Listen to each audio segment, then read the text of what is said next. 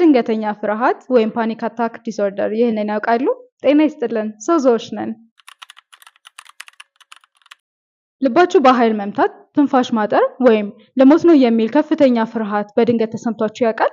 ብዙዎች ይህንን ከልብ ድካም ጋር ያመሳስሉታል።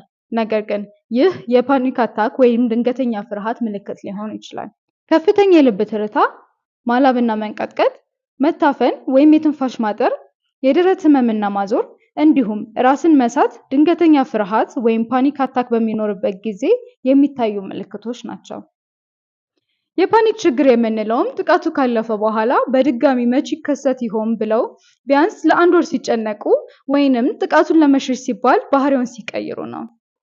ወደ ክሊኒካችን በመምጣትና የችግሩ ምንጭ ከባለሙያዎቻችን ጋር በመለየት በሳይንሳዊ መንገድ እየታገዙ እየተሰማዎት ላለው ጭንቀትና ፍርሃት መፍትሄ ማግኘት ይችላሉ። አድራሻችን መካኒሳ ሚካኤል ከሚናሞል ፊት ለፊት ባለው መግቢያ ሲሆን ለበለጠ መረጃ በዚህ ስልክ ቁጥር ይደውሉልን።